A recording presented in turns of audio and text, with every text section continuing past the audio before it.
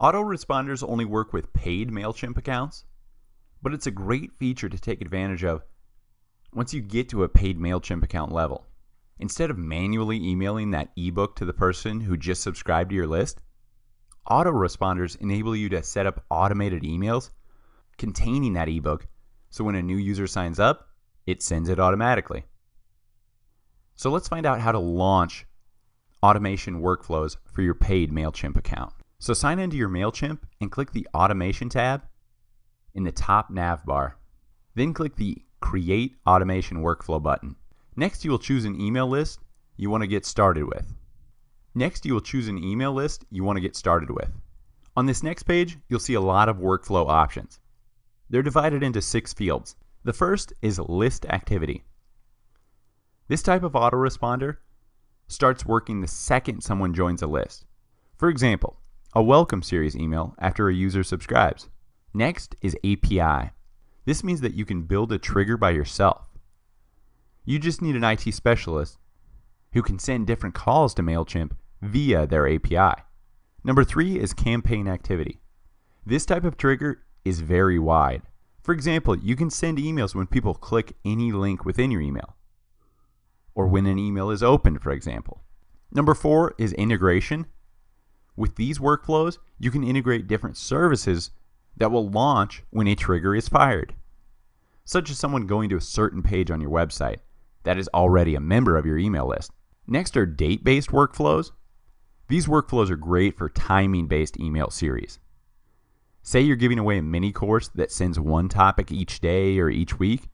So this date-based workflow will send an email based on a specific calendar day in accordance to a user's initial subscription date. Finally, our e-commerce workflows.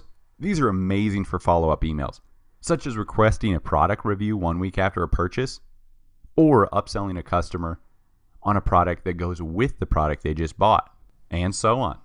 Once you select an automation workflow that's right for you, then you'll have to fill out all this needed information, much like starting a new campaign.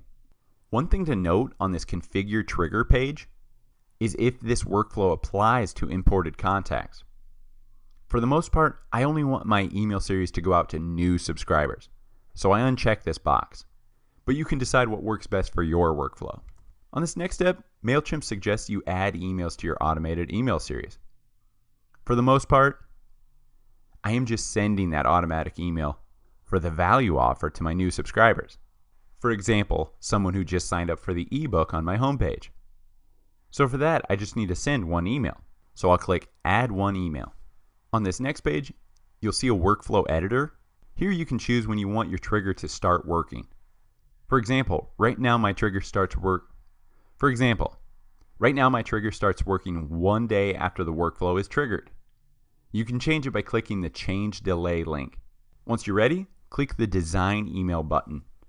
Fill out all your email information just like you do for MailChimp campaigns. Again, just like a MailChimp campaign, build your email design, select a template, and fill out the content of your automated emails. Before saving, you'll select the scheduling and segmentation options for this automated email. This will be on the last step before clicking Confirm.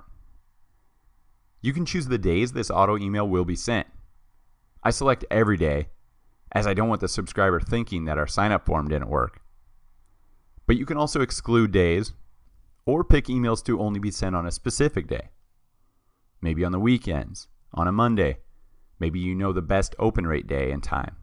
Once you save this first automated email, you can add more auto emails to this series to deliver at future dates simply by clicking this Add Email button.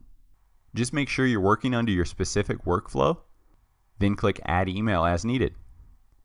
So you can see automation email number 1, it sends every day, all day, and it sends 1 day after the workflow is triggered. So this is the only email in the email series. This is a setup most likely for an ebook, right?